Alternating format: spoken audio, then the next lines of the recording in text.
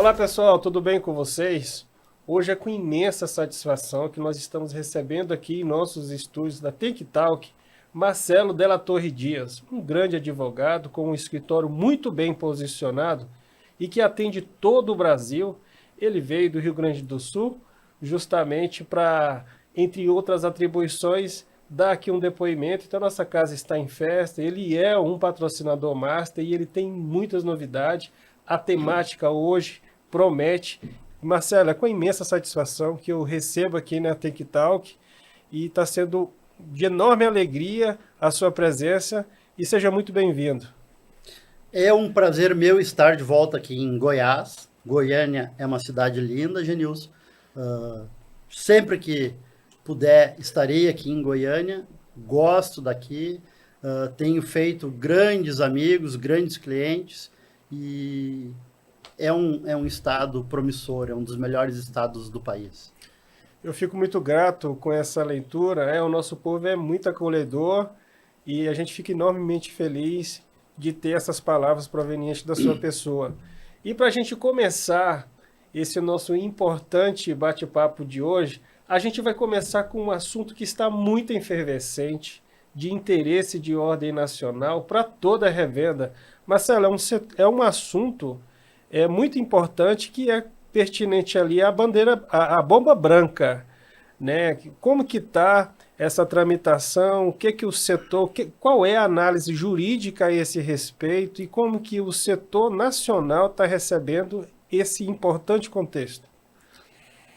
Começou com polêmica mesmo, né? Na verdade, toda a revenda brasileira, Fé Combustíveis, todos os sindicatos, uma quantidade enorme de posto revendedor tem acompanhado essa polêmica judicial. Houve a interposição de uma ação civil pública por parte do Ministério Público Federal e pelo Ministério Público Estadual de Minas Gerais, na comarca de Uberlândia, de uma ação civil pública contra a resolução da ANP que instituiu e incluiu, alterou algumas questões, mas basicamente ela mexeu em 5 pontos. Perfeito. Dos 5 pontos, 2 é tranquilo, não gera polêmica, todo mundo apoiou, é uma melhoria no sistema. Os outros 3, a situação não é assim. É polêmico, ajuda o revendedor, atrapalha as grandes distribuidoras, o consumidor, na verdade, está no meio dessa polêmica jurídica e a tese dos dois lados é defensável. Mas se eu tiver que me associar a uma tese, eu vou aderir à tese da ANP, que eu acho para o consumidor e para o revendedor mais adequada. Eu acho que tem que melhorar, tem que fazer ajuste, mas é uma evolução no mercado de combustível brasileiro. Vamos lá, os 5 pontos. Primeiro ponto, essa resolução lá regulamentou, formalizou a questão do preço na placa do consumidor com 2 dígitos. Hoje é conhecidamente 3, né? Então, não, era 3 e já faz algum tempo que agora as placas entraram no padrão monetário brasileiro, o preço é preço, vírgula, 2 casas decimais dos centavos. Perfeitamente. Não há dilema sobre isso. Acho até que corrigiram um erro, porque o padrão monetário brasileiro é esse. Segundo ponto, perfeitamente aceitável, qualifica o serviço da ANP. Os postos têm que agora, na sua base de informações, de dados, que eles prestam para a ANP, eles têm que mandar o georreferenciamento, sua localização através de coordenadas geográficas. Perfeito, vai qualificar a base de dados da ANP, é uma informação importante. Não há polêmica. Perfeito. Agora os outros 3. Os outros 3, então, muita atenção. Os outros 3... O que está à mesa, porque esse é um pouco mais delicado, vamos entender assim, um tanto quanto polêmico, né? Não, totalmente polêmico. Em bom português, os outros 3 itens o pau tá pegando. Nossa. E eu vou dizer que, como disse antes, há uma questão razoável nas 2 posições. Eu por tradicionalmente defender a revenda, defender o posto, eu estou associado à tese da ANP. Mas vamos lá, qual é os 3 pontos. Nessa resolução foi permitido aos TRRs, transportador, retalhador, não, peraí, TRR, me deu um branco agora. Transportador, retalhista, revendedor, que historicamente era permitida a venda apenas do óleo diesel. Com essa resolução, o TRR passou a poder vender gasolina tipo C. Ele pode pegar o seu caminhão-tanque, ir lá no meio da fazenda, ir lá em algum local, algum consumidor, e entregar, além do diesel, também gasolina C. Isso é uma novidade, até então nunca pôde. Me parece que em muitos lugares está regularizando algo que extraoficial já existia. Não vejo problema. Claro Perfeito. Que onde é que isso aí acaba trazendo algum problema? Traz problema para alguns postos, mas eu acho que essa autorização abrange principalmente as distribuidoras. Porque quando há um consumidor de grande escala, a distribuidora vai lá, põe um PA, põe um tanque dela nesse consumidor, nessa fazenda, e ela vai lá e entrega. Então, Perfeito. Por que estão dando contra? Não é por... Vai ter algum posto prejudicado? Vai. Mas o posto é um percentual muito pequeno. Essa autorização por TRR pega em cheio as distribuidoras que, para grandes consumidores, vão lá e põem o famoso PA. Vendem o combustível diretamente para o grande consumidor, sem passar por posto, sem passar por TRR. Então, a terceira, a autorização TRR vende a gasolina C. A quarta, permitiu a famosa venda por delivery. Sim. A entrega de combustível a domicílio. Dentro do município que o delivery estiver vinculado ao posto. Sinceramente, eles levantam a bandeira da segurança, do meio ambiente. Perfeito. Até que essa pauta do delivery, ela não é desses tempos, né? Agora, isso já vem de uma certa... de um certo tempo que vai, autoriza, depois caça essa autorização, derruba... E acaba que agora ela voltou, junto com essa confluência de... Né? Na verdade, toda essa questão, toda essa discussão que tu disse que já existe há algum tempo sobre o delivery, desembocou na regulamentação por parte da ANP nessa resolução. Colocaram todas. Todos os prós, os contras. O principal argumento do Ministério Público é ausência de segurança, questões de meio ambiente. Pessoal, não é isso. Tem como promover a segurança, tem como promover o cuidado com o meio ambiente. São questões outras. Perfeitamente. O delivery não é um serviço que vai se disseminar em todo o Brasil. Ele não cabe em tudo que é circunstância. O dono de posto não vai investir milhões de reais para ter um veículo de delivery para ir ali abastecer o carro do Marcelo com 50 litros. Porque o transporte tem que ser todo ele formatado com a segurança, então, o motorista, a um alto custo. Altíssimo custo para emplacar e implementar o delivery. E ele não cabe, ele não vai ser uma venda indiscriminada. Ele vai ser uma venda focada em alguns nichos, em alguns lugares. Acho que manter o delivery Perfeito. Bem regulamentado, bem fiscalizado, bem instruído, não traz prejuízo nem à segurança do consumidor, nem ao meio ambiente, e agrega qualidade na distribuição do produto, agrega maior concorrência e atende de forma mais eficiente uma parcela de consumidores que precisaria desse serviço. É importante, né, você trazer toda essa narrativa, esse ponto de atenção, e a gente salienta e ressalta a importância desse estreitamento de relacionamento com uma consultoria competente e que é específica a esse setor e que está acompanhando de perto toda essa movimentação.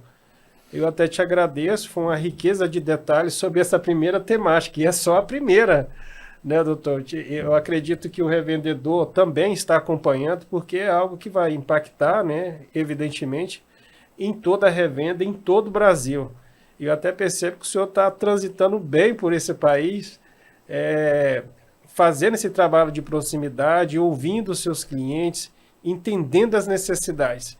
Te agradeço por isso e nós vamos para um segundo tópico. Não, temos o último item Dessa confluência de conjunto aí, tem temos mais? o último item dos 5 da polêmica da ação civil pública. Olha Inclusive, só. é o É o mais polêmico? É o mais polêmico.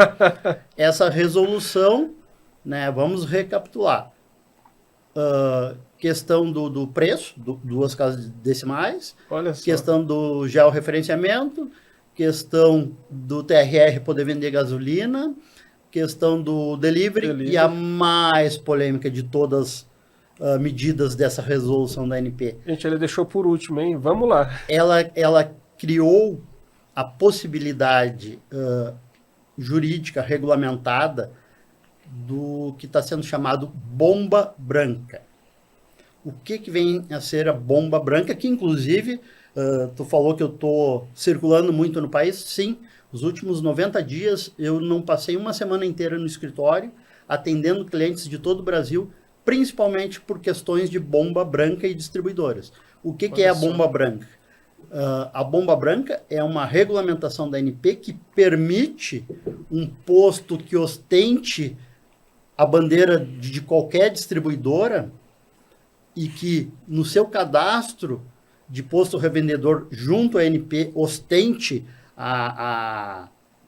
esteja cadastrado como revendedor de determinada bandeira, que ostente na sua imagem determinada bandeira, e ele pode hoje, dentro da lei, botar uma bomba devidamente identificada. Diferente da bandeirada, né? Devidamente identificada, ele pode ter uma bomba para vender produtos que venham de outras distribuidoras. Caso prático, o cara tem a bandeira Ipiranga e tem condições técnicas de ter uma bomba branca, ele vai lá, identifica aquela bomba e vende gasolina de alguma distribuidora menor, de uma distribuidora exclusiva a postos bandeira branca. Esse contexto, Marcelo, cabe um adendo, ele não confronta frontalmente com a segurança jurídica dos contratos celebrados entre distribuidora e revendedor?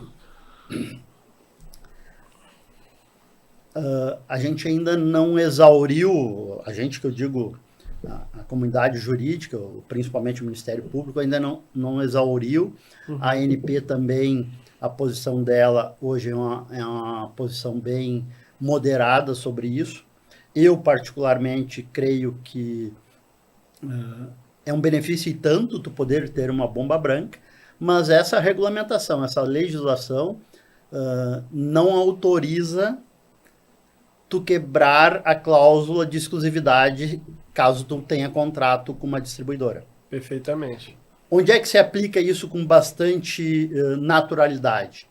É aquele posto que ostenta uma marca, uhum, né? Ostenta lá qualquer uma das grandes distribuidoras ou pequenas, e o contrato que ele possuía com essa distribuidora, seja porque decorreu o tempo, seja porque decorreu o volume contratado, o contrato se exauriu.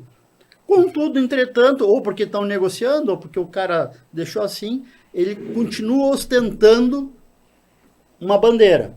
Perfeito. Mas ele não tem mais obrigação contratual de exclusividade. Não é o que vem acontecendo. Tá? E Perfeito. É por isso que eu tenho todas as semanas viajado o Brasil todo. Por que o pessoal optaria em ter uma bomba branca se tem uma relação com uma marca, com uma distribuidora? Perfeito. Sabidamente, na média nacional, o posto bandeira branca que tem a opção de negociar com várias distribuidoras, ele compra entre 20 a 25 centavos mais barato o litro. Né? Porque ele pode cotar, né? Ele pode cotar e negociar. E negociar. Quando tu tem uma cláusula de exclusividade, tu não sabe nem o preço que tu vai pagar, quem dirá negociar. Quem dirá negociar. Né? Esse é Então, um fato. a bomba branca hoje, eu acho que agrega uma evolução para o mercado. Ela desagrada o que está posto no Brasil, ele desagrada as grandes distribuidoras, ele desagrada um percentual grande de sindicatos, né? É o velho problema do Brasil. Os sindicatos da revenda têm uma dependência econômica das grandes distribuidoras muito grande. Isso ninguém fala. Isso se ouve a boca pequena. Mas os sindicatos de postos precisam de um valor anual, seja para eventos, seja... Mas, enfim, os sindicatos hoje têm uma dependência econômica das grandes distribuidoras. Então, os sindicatos também não podem se posicionar completamente a favor da revenda, porque vai macular os interesses de quem os patrocina. Então, é uma situação muito delicada.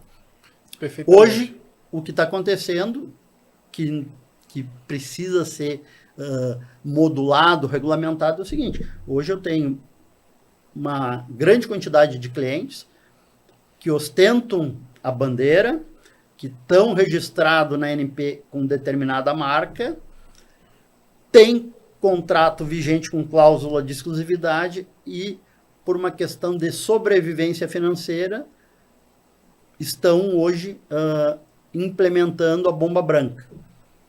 Isso vai dar problema. Algum tipo de problema vai dar.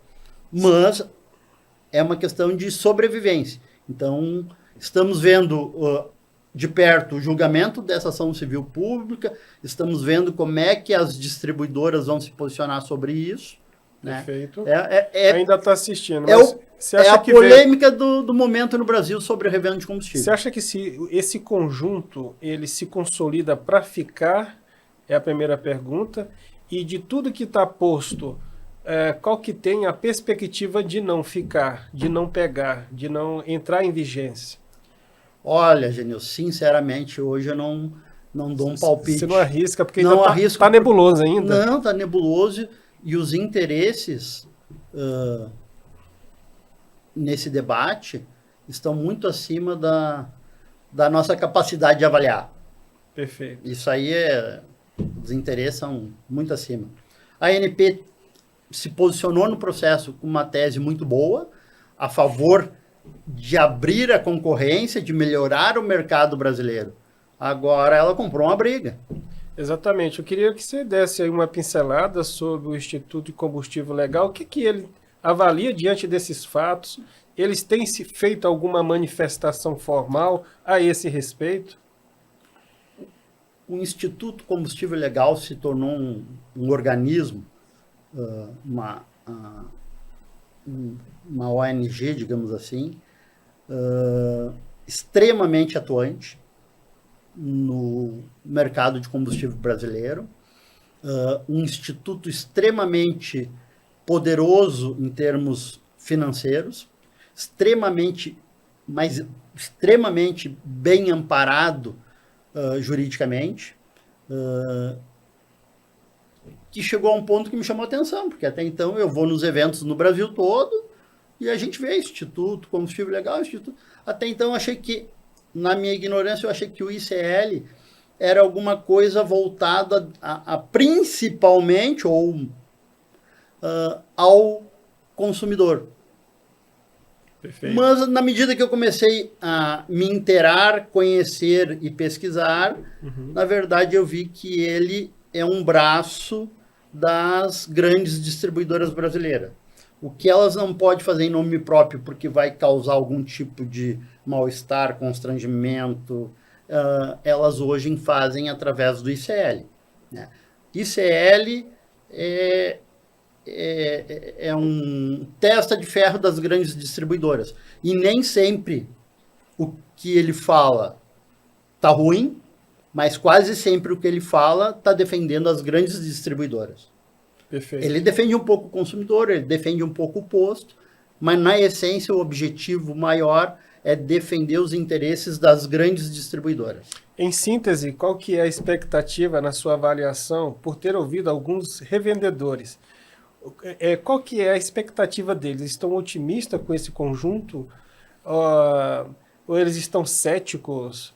Estão ali meio que distante? Qual que é a perspectiva pontualmente da parte do revendedor, que é a nossa principal audiência aqui? A maior parte do revendedor tem pouco conhecimento dessa discussão ou não tem um conhecimento na profundidade que necessita. Eu tenho viajado o Brasil justamente pela demanda dos clientes. Vem aqui me socorrer, estou com um problema financeiro, me falaram da tal da bomba branca. A gente vai lá, faz uma análise técnica, uma análise jurídica e faz uma conclusão com o cliente.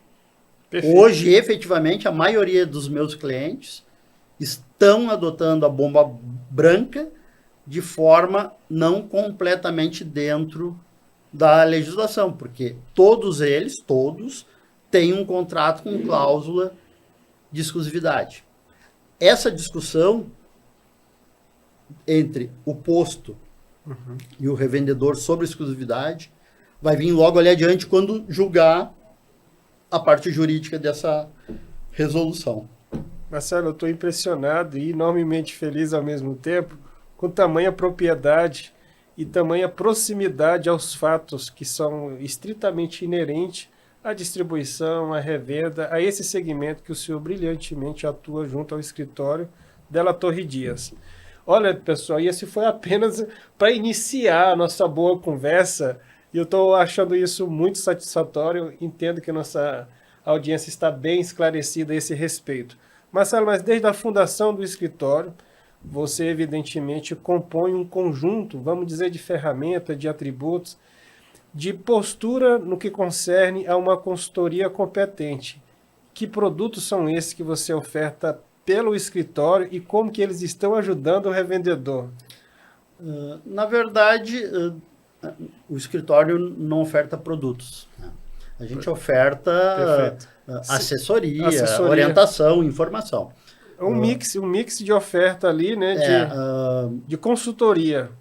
Exato. O que nos diferencia é uma consultoria, um entendimento, um conhecimento do segmento de postos, muito específico, muito acima da média, que se associou nos últimos anos a um reconhecimento nacional e uma atuação nacional. E sim, ao viajar todo o Brasil, a gente acaba aprendendo um pouco mais, porque tu vê diferenças de regiões, tu vê diferenças de legislação ambiental de um estado para outro, a gente vê diferença tributária de um estado para outro. Então, na verdade, quando a gente tomou esse tamanho nacional de atuação, ele nos agregou ainda mais conhecimento. Mas é um jogo de cintura absoluto, né? Você atendeu o Brasil com especificidades regionais muito específicas. E outra coisa que nos agregou muito ao longo dos anos, tu imagina que viajar o Brasil inteiro, todas as regiões, todos os estados, a gente tem a chance de conversar com grandes revendedores. Revendedor que sabe muito do mercado, que entende muito do seu negócio. Então é uma troca. A gente sabe alguma coisa, mas vai lá e aprende alguma coisa. Agora, a imensa massa da revenda brasileira ainda é carente. É carente de uma boa assessoria contábil. A contabilidade da maioria da revenda é muito sofrível. É um dos problemas que eu mais recebo no escritório. É posto que teve algum problema decorrente de uma má prestação de serviço de contabilidade. Né? Então, o pessoal tem que cuidar um pouquinho mais. Assessoria jurídica também, né? Eu costumo dizer, tu imagina lá naquela cidade, 600, 700 quilômetros da capital, dificilmente ele vai ter uma assessoria jurídica com um conhecimento específico, técnico, das nuances e dos detalhes da relação que ele mantém com a distribuidora. né? Ele usa o advogado da cidade, o melhor advogado da cidade, que quase sempre no interior é um clínico geral. Faz direito civil, direito de família, direito trabalhista, direito penal. Em contrapartida, o que nós temos? As distribuidoras têm os melhores economistas, os melhores técnicos e contadores, os melhores advogados do Brasil. As companhias, as distribuidoras têm recursos financeiros ilimitados. Tu acha que há uma paridade de armas entre um posto e uma distribuidora? Completamente distoante, né? Não tem. É uma briga injusta, inglória. E é justamente aí que o senhor entra com a sua assessoria para tentar equalizar, né, essas arestas aí, esse distanciamento para apaziguar, porque para o setor da energia acontecer, evidentemente que a distribuidora tem um papel fundamental, central, o revendedor também, e nesse encontro de entregas, o senhor ajuda ali a facilitar, verificando a saúde contratual, quando assim o revendedor levanta a mão e solicita uma consultoria do seu escritório. É uma dos propósitos do escritório. Nós temos hoje, claro que nos últimos anos a relação distribuidora-posto degradou muito, mas hoje nós temos uma situação que eu diria que econômico-financeira que é tão ruim, ou talvez no momento mais ruim para o posto do que todos os outros problemas juntos. Hoje é um senso comum, todo posto, ou a imensa maioria, tem problemas financeiros. Tem problemas financeiros por falta de conhecimento de gestão, por falta de informação, por falta de uso de ferramentas e procedimentos que deveriam ser aplicados, né? Ao caminhar o Brasil, o que a gente tem visto? Infelizmente, o proprietário, o operador, o posteiro, ele tem perdido o patrimônio de uma vida inteira por não saber se reposicionar no novo mercado, nas novas margens, nos novos volumes. O negócio dele está, ao longo dos anos, se modificando drasticamente e ele não se atualizou. E daí o que a imensa maioria está fazendo? Está queimando seu capital de giro, está queimando seu patrimônio. E quando tenta fazer alguma coisa, já não dá tempo de fazer mais nada, né? Então, hoje, hoje não, nos últimos anos, com a oscilação do preço do petróleo no mundo, do dia para a noite, o posto que vendia 200 mil litros, do dia para a noite passa a ter uma necessidade de capital de giro de mais 500 mil reais, mais 600 mil reais, de um dia para o outro. Haja controle e gestão financeira. Só pela alteração do preço de combustível. Porque do contrário, ele vai pedir ali um empréstimo e vai ver que os juros condicionados a isso deva ser superior à sua própria margem. Né? Quase sempre. Quase sempre. Quase sempre. Então, algumas soluções, algumas ferramentas que o revendedor deveria se inteirar, se informar, conversar com a assessoria jurídica dele, que tem dado excelentes, mas excelentes resultados para os que nós estamos atendendo. Em alguns casos, em muitos casos, existe um preconceito, existe um senso comum, um senso do pessoal leigo, e daí quando eu digo pessoal leigo, eu estou me referindo a uma parcela gigante de advogados sobre o pedido de recuperação judicial. Perfeitamente. Existe uma massa de advogados que não domina, não conhece, não estudou e não sabe os benefícios e os riscos de se fazer um pedido de recuperação judicial. E eu fazia parte desse grupo de advogados que não se debruçou para conhecer a recuperação judicial. Nos últimos anos, junto com a minha equipe, junto com parceiros, a gente tem trabalhado fortemente no estudo sobre a aplicação de recuperação judicial para posto. O resultado é absurdamente bom. Há um senso comum de que tu pede a recuperação judicial, tu vai falir. Mas vamos dizer, é uma manobra, é uma postura que, muito pelo contrário dessa leitura primeira, ele vem para dar uma sobrevida, para tentar salvar uma empresa que está com as finanças, com o processo. O senso comum do brasileiro diz, pô, o cara pediu recuperação judicial, ele vai falir. Vou dar um exemplo claro que afasta esse senso comum da revenda. Vamos lá. Vou te dar um exemplo prático. Qual é o grande problema da recuperação judicial? É a insegurança e a desconfiança dos clientes de determinada empresa. O exemplo que eu tenho dado Brasil afora e todo mundo compreende com muita clareza é o seguinte. Eu era cliente da 123 Milhas. Ela pediu recuperação judicial. Eu, Marcelo, Um exemplo prático. nunca mais comprei passagem pela 123 Milhas com medo de eu pagar e ela não me entregar. Perfeito. Eu tenho vários clientes que nós usamos a ferramenta de recuperação judicial para postos. Quem é o principal afetado por uma RJ? O cliente. Nenhum cliente dos postos que a gente pediu recuperação judicial tomou conhecimento de que aquele posto estava em recuperação judicial. Por quê? Por um simples fato. O consumidor daquele posto, daquela empresa, ele encosta na bomba, ele pede R$100 de gasolina, o frentista pega o bico, vai lá, abastece. Em termos práticos, Entregou o produto e recebeu. não há uma promessa, há uma entrega pontual. Não há risco zero Perfeitamente. para o consumidor. Ótima leitura. A diferença é E essa. ótimo fator comparativo. Exatamente. 2, 3 milha, né? Que você faz uma compra, mas ela vai te entregar. Eu tenho dito que, assim, ó, pessoal, é uma vivência minha. Perfeito. Eu a vida inteira viajei pelo Brasil e na imensa maioria das vezes eu comprava passagem via 123 Milhas. Inclusive eu tinha passagens compradas, com viagens marcadas para quando ela pediu RJ, obviamente ela não me entregou. Não me entregou, eu tenho sei lá quantas passagens que eu comprei e não recebi.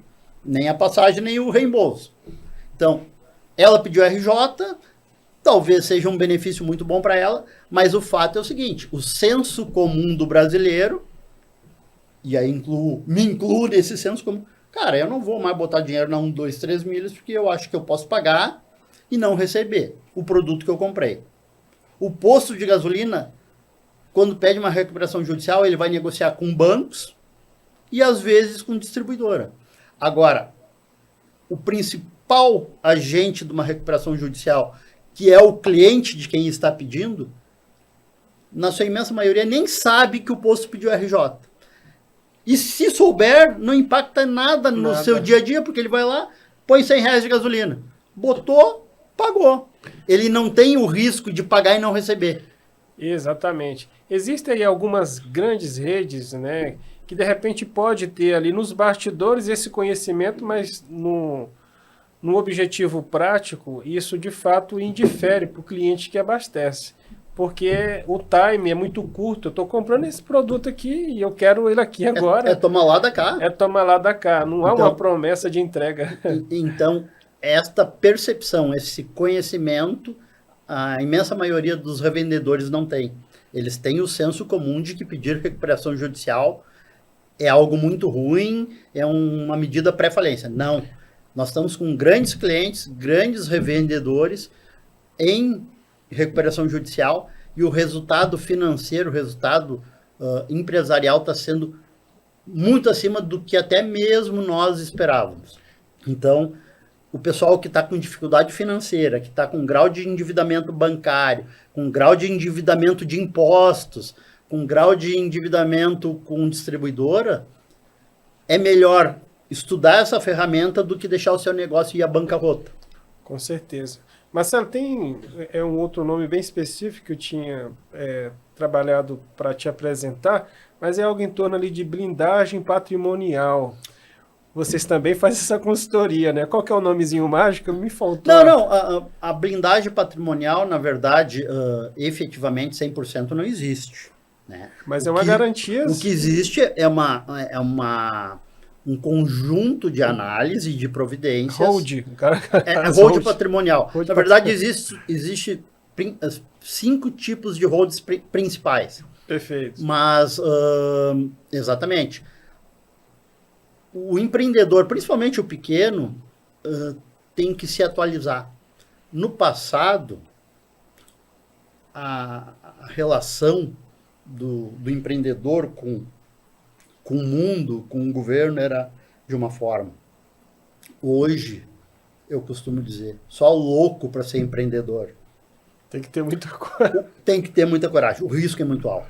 E o que o escritório faz, em conjunto com a contabilidade, é uma análise patrimonial detalhada, e a gente costuma indicar soluções de gestão e blindagem patrimonial. Blindagem eu não gosto de usar, porque essa blindagem é relativa e não é 100%. Mas ela traz uma blindagem, ela traz vários benefícios. Né? E o pequeno revendedor, o pequeno empresário, o médio revendedor, ainda tem uma dificuldade de fazer isso. E enfrenta os riscos do empreendimento de peito aberto. Quando dá errado, bota a família inteira em bancarrota. Mas a constituição adequada e estruturada de holds é uma ferramenta que hoje o revendedor não poderia abrir mão de ter. Né? Uma hold bem estruturada, bem planejada, ela traz benefício, muito benefício de redução tributária, ela traz benefício de, eventualmente, sucessão, tira muita coisa do inventário. Um inventário de patrimônio, né? A pessoa faleceu, deixou patrimônio, um inventário pode comer até 40% do patrimônio deixado. Se esse mesmo patrimônio estiver dentro de uma hold estruturada, bem feitinha, em vez de perder 40%, vai perder algo em torno de 5%, 6%. Olha isso. Né? Então, isso por si só, o planejamento sucessório já vale a pena. Fora isso, dependendo do patrimônio da pessoa, mês a mês, ele vai ter um benefício gigante. Vamos botar lá, o cara tem dentro do posto dele, ele tem uma loja alugada para uma farmácia. Se ele alugar no CPF dele, ele vai pagar 27,5% sobre o aluguel. Se ele passar este imóvel para dentro da hold patrimonial dele e alugar pelo mesmo valor, de 27,5%, ele vai estar pagando algo entre 8% a 13%. Então, quer dizer, hoje, essas engenharias, essas situações têm que ser vistas com muita cautela. E que também encontra-se essa assessoria dentro do Della Torre Dias, do sim, escritório. É a prática que a gente vem fazendo. Antes da gente ir para o episódio, para o tópico final, eu queria mandar um imenso abraço para a doutora Edneia, que também se vai dar uma breve pincelada sobre questões trabalhistas. A gente sabe que a especialista é ela, mas apenas para ficar esse registro, para a gente ir para a próxima temática, que o escritório também atende, esse fator relacional de contratação, demissão. Sinceramente, a questão trabalhista eu vou deixar tu explorar com ela, Genilson. Inclusive, ela vai tá devendo um episódio para a gente. Ela não está participando com nós hoje porque está em audiência trabalhista. Né? Então, a área trabalhista eu não dou pitaco porque meu conhecimento é muito raso. O que eu sei é de acompanhar ela, acompanhar os clientes. Perfeitamente, mas o bom que o revendedor que nos acompanha é entender que ele vai ter um excelente apoio referencial dentro do escritório na pessoa da dona doutora Edneia. Não, a doutora Edneia é espetacular. É top em direito de trabalho, especializado em imposto. E o nosso maior e principal diferencial, que a gente tem ajudado donos de postos em todo o Brasil, é aquele conhecimento muito específico, muito detalhado sobre os contratos de postos e distribuidoras. Essa seria a última, justamente para entender. Isso tem se avolumado, esse processo de entender sobre a saúde contratual. É claro que, normalmente, ali no ato de lavrar o contrato, às vezes não é tido ali a devida observância e acaba na mesa de um importante advogado para que ele possa ajudar o revendedor. Como que é isso no dia a dia? O que o senhor tem visto e como que o escritório ajuda através dessa assessoria? O ideal era que todo revendedor, todo dono de posto, antes de assinar qualquer contrato, de qualquer ordem, consultasse um advogado.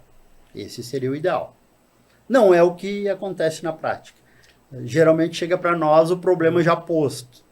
Assinaram um contrato, muitas vezes botam dinheiro no bolso, esse dinheiro compra o carro, faz viagem, não reinveste no posto e logo dá problema. Mas, em linhas gerais, os contratos de todas as distribuidoras são extremamente abusivos. Extremamente abusivos. Um contrato de distribuidora com posto, em 99,9% dos casos, ele é um contrato de adesão. O posto não tem a possibilidade de alterar nada. Tem cláusulas abusivas de A a Z. Cláusula de galonagem com volumes impraticáveis. Cláusula do tempo. Perfeito. Né? Hoje, o que a gente tem conseguido reverter muito na justiça são as cláusulas de multas contratuais. Tem acontecido com muita frequência que a distribuidora, financeiramente, rentabiliza muito mais fazendo o seu revendedor quebrar do que cumprir o contrato. Isto é uma prática recente, não é muito antiga, mas tem várias distribuidoras que estão rentabilizando, estão ganhando mais dinheiro fazendo o seu revendedor quebrar e aplicar as multas contratuais do que fazer o revendedor cumprir todo o volume. Uau. O percentual da multa, o percentual de cobrança da multa é muito maior do que o percentual de lucro se ela vendesse todo o volume contratado. Então, os revendedores têm que ter atenção para isso. Né? Muito isso bacana, é uma prática recente. Outra questão que a gente tem conseguido reverter nos tribunais. Tu fechou um contrato com a distribuidora, é um contrato bilateral por adesão.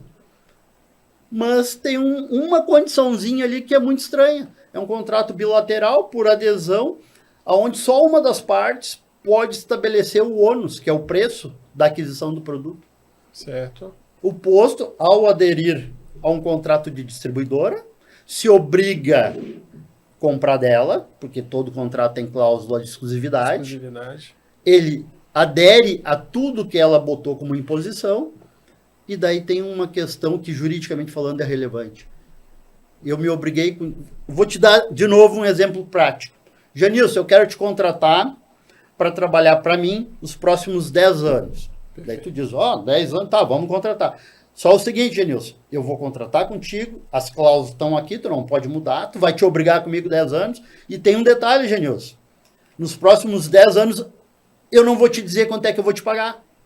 Tu tá aderindo ao meu contrato, tu tá te obrigando comigo 10 anos, mas tu não sabe quanto é que tu vai receber. Eu não te disse e não vou te dizer quanto tu vai receber. É o que as distribuidoras fazem com o posto. O posto não sabe, ele não tem parâmetro. Eu, recentemente, tive uma questão de 15 dias atrás, tive uma audiência com uma grande distribuidora e numa das raras vezes eu consegui colher um depoimento literal, aonde o preposto lá, a pessoa que representou a distribuidora, confessou em juízo que na mesma base de distribuição, o mesmo tipo de frete, o mesmo produto, a mesma região de venda, ela pratica preços diferenciados entre postos. Inclusive, essa confissão é gravíssima, porque a lei antitrust veda isso. Porque a distribuidora pode, Marcelo está me incomodando, vamos botar o preço dele lá em cima para quebrar ele num curto espaço de tempo e vamos baixar o preço do concorrente para o concorrente se fortalecer. E é uma prática comum das distribuidoras. Completamente ilegal. E o que é pior, é uma prática ilegal e invisível. Se tu não tiver um conhecimento profundo de tudo, dos contratos, do direito, tu não enxerga isso. O exemplo mais claro dessas situações, eu vou te contratar por 10 anos, tu assina aqui o contrato com as minhas cláusulas Perfeito. e tu tá te assumindo comigo, só que eu não vou te dizer quanto é que eu vou te pagar. Tu acha que é viável um contrato desse? Fica nebuloso, né? É um contrato bilateral, é eu e tu contratando. Exatamente. Mas as cláusulas e outra questão que nós levantamos é essa. É uma prática mais contemporânea que financeiramente eles estão ganhando muito mais dinheiro em quebrar o revendedor, o posteiro, e cobrar as multas, do que fazer o cara cumprir toda... Se ele comprar toda a litragem, se ele cumprir todo o contrato, ele vai deixar um lucro para a distribuidora menos do que se ele tiver que pagar multa. Então não tem sentido. Ô, doutor Marcelo, eu vou te fazer uma pergunta em termos percentuais. Qual que é o percentual de êxito nessas ações que o revendedor, ao ingressar com o seu escritório, que ele seja feliz na sua petição? Sabe que falar sobre êxito no direito é sempre muito difícil. Não é a ciência exata, né? É muito difícil, muito delicado, porque o que é um êxito? Bom, então vou te dar um parâmetro que eu tenho na minha vivência. O êxito, na imensa maioria, eu diria que 99% dos clientes, o êxito veio favorável ao meu cliente. Uau! Tá? Eu acho que essa é o adendo que eu tenho certeza. Para aí. Tem mais. Não, mas para aí. Então, assim, ó, 99% dos clientes tiveram um ótimo êxito. Perfeito. Teve 1% que deu alguma coisa errada, porque o processo não é uma ciência exata, mas 99% dos clientes tiveram êxito. Agora, vamos lá. O êxito que eu estou falando é o resultado para o cliente. Não é o julgamento da ação. Uhum. Até porque de cada 10 processos que eu brigo sobre contrato com distribuidora, menos de, vamos botar lá, de cada 10 processos, menos de meio processo chega até o final. Quando a gente começa a dar trabalho, começa a mostrar que tem fundamento as nossas reclamações, a distribuidora vem, senta e faz um acordo. Legal. Abre mão da multa, faz um preço para o cara retornar a bandeira. Então, assim, o êxito vem. E dificilmente o êxito vem na sentença. Porque quando a gente está numa posição juridicamente confortável no processo, a distribuidora não deixa ser julgado. E esse é um problema que eu tenho. A distribuidora, quando vê que está se encaminhando para perder o processo, ela vem e faz um bom acordo. E daí tu vai dizer, eles são bonzinhos, são legais. Não. Eles têm uma estratégia, todas elas, e eles têm os melhores escritórios do Brasil. Tu imagina, distribuidor de combustível tem recurso financeiro ilimitado. Eles têm os melhores escritórios do Brasil. Então, quando eles vê que a situação não está boa, eles não deixam ter uma decisão, formar uma jurisprudência contrária a eles. Perfeitamente. Marcelo, eu fiquei enormemente feliz com mais essa conversa, já é a segunda vez. Não é todo dia que a gente tem um master aqui sentado na nossa frente. Eu queria felicitar todo o seu time.